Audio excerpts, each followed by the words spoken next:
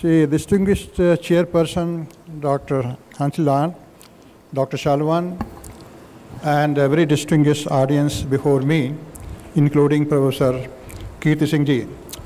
I'm going to talk to you very briefly on the strength of Ayurveda in geriatric health care. Why I chose the idea of talking on geriatric health care is because Noni, which is a plant product, is also anti-aging product, and it is also a kind of Ayurvedic medicine. It is described also in Charaka Samhita in the fruit category of medicinal plants, and is claimed to have anti-aging effect. Besides this, Ayurveda in general is a science of life and longevity, and it talks more about prolonging the life and taking to healthy aging. Because of this, I thought that I should talk on this aspect. Also because the entire population all over the world is now becoming aged because of decline, global decline in the birth rate, and global decline in the death rate of elderly people all over the world, including our country. We have more and more older people in the society. Therefore, there's a need of thinking, especially for them, how to keep them healthy, how to use them for the society. This is why I thought I must talk to this. I did not introduce Ayurveda to you because Ayurveda is very, very old science of health in India, several thousand years old, now gradually being updated and used in the mainstream of medicine. It is one of the 6 official systems of medicine in India, and is also officially practiced in about a dozen countries outside India. Without going into the details, let me say a few words. What is population aging? Population aging, I'm not talking of individual aging, aging of the whole population, the whole world, that because of the decline, overall global decline in the birth rate and death of the elderly people, the proportion of older people in the society has increased tremendously all over the country, particularly in developed countries. And India and China are also not behind. They are also fast growing in the same direction. Now there is a strong belief of all demographers all over the world that this trend of our population aging is being a kind of prominent trend in the whole century. Maybe the whole 100 years before us, this trend will go on till everybody starts living 100 years, which was the claim of Vedas, Jivema Sharadaha Shatam. Unless everybody in this earth start living 100 years, the trend of population aging is going to increase. And therefore, this is important because in view of this fact, the society and the nation has to take care of changing the entire paradigm of healthcare system so that there's better healthcare system available for elderly people. Probably we need more geriatric health units than pediatric units because we are going to have lesser children and more old people. So the scenario of medical healthcare system in the whole world is changing, in India also changing. Now, in view of this very important fact, which we are going to face more towards the progress of the century, there is a need of thinking what Ayurveda can do, what society can do, what traditions can do in this field so that we successfully take care of the health of the people who are going to be in larger numbers in these coming years. It is also estimated that 10 years later, in our society, there can be more pensioners than salary drawers. Now, the pensioners will not be there only for drawing the salary. They have to be kept healthy, and their services are to be utilized for the benefit of the society because they are very experienced people. They are not only old people, they are very, very costly people.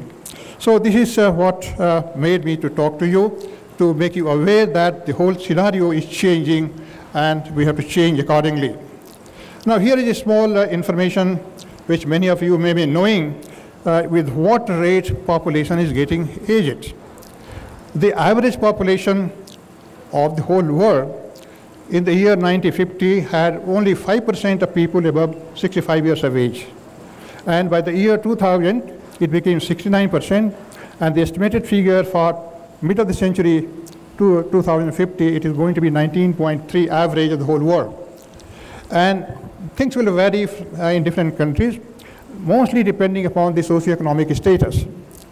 The maximum population aging will be in Japan, where the possibility of 36% of the population being beyond the age of 65, because Japan is very developed and Japanese live longer than anybody in the whole world. Europe and America will be reaching 30% of the population. Imagine 1/3 of the whole population of the world will be beyond the age of 65 years. And they will be with us. They have to be kept healthy. They have to be utilized in the welfare of the society. Therefore, the issue is very, very important. Now, it is not very clearly known in Western biomedical science what exactly is the cause of aging, why we become ill, and what is the cause of trigger of decline in our life process. There are as many as 20 theories proposed from different corners, but none of these are proved beyond doubt that they are the cause of aging. The whole aging research is still in fast progress. Out of all these 20 theories, probably the gene control theory and autoimmune theory holds more strong strength, claiming that probably these two factors, our genes and our autoimmune system, probably controls aging. But still, exact cause is not known. Now let us see what Ayurveda says about it. Ayurveda says things in a very simple way, straightforward, without going into complications. Now Ayurveda says that process of aging is the swabhava of the nature, of the life. Ayurveda considers aging as the swabhava, that is the very nature of this life process. The life is time-bound and is bound to undergo senescence and death, leaving behind its eternal conscious element, the Atman, which is immortal. Still a long, healthy life is the most cherished wish of mankind. The Ayurveda, the Veda, and the Vedanta don't believe that when you die, everything finishes. Who dies is your body and the mind, but your soul remains behind and takes another birth. And that is a very important issue which may not be actually visualized by conventional science, but it is all believed all over the world that there is something beyond death. And Ayurveda and Veda also believed on that. So that is an important idea. But becoming old and to die in a given frame of time is the swabhava, is the nature of our being, and we have to accept it. Now this is because of this, the Vedas, I'm quoting here Yajurveda. I hope you can read a popular prayer in Vedas, Jivema Saradaha Shatam. Oh God, let me live 100 years. But not only live, Jivema Saradaha Shatam, Paschema Saradaha Shatam. Let my indriyas, my senses also function 100 years. Not only living healthy. This is the cherished wish of human beings, always proclaimed in Vedas, and Ayurveda believes in that. And Ayurveda devises methods how to go about it. Now coming to the process of management of geriatric people. What is geriatric care? Geriatric care means taking care of the geriatric people. Now when we manage the health of the elderly people, there are two important broad dimensions. Number one is promotion of geriatric health and longevity. First part of management is to promote their health. Old people need to be helped to keep fit and healthy. And also, if possible, to prolong their life for a few years. They cannot be immortal. They will die, but they will like to live a few more years. This is the first part of the geriatric health care. The second part of geriatric health care is the management of diseases of old age. When you become old, there are a special set of diseases which will afflict you. Hypertension, ischemic heart disease, cancer, prostate, traumas of different kinds. There are varieties of diseases which are more prevalent in the old age, and they need to be taken care. That is the second part of the geriatric health care. So health and disease, there are two dimensions of geriatric health care. Both are to be taken care. I have a strong feeling that number one component is strong in Ayurveda, because Ayurveda believes more in health than in disease. And therefore, I will dilate more on the first component, promotion of geriatric health and longevity through Ayurveda. I will leave the management of disease of old age for modern medicine to take help, because modern medicine has also grown tremendously in different areas, and they are taking many the advances to help the old people to be made free from diseases. Now, to take care, I'm taking you back to a few thousand years in the history of Ayurvedic medicine. Ayurveda has many classic texts which are claimed to have been written around 3,000 years back. One of the important texts which is often quoted is Charaka Samhita, written by Charak.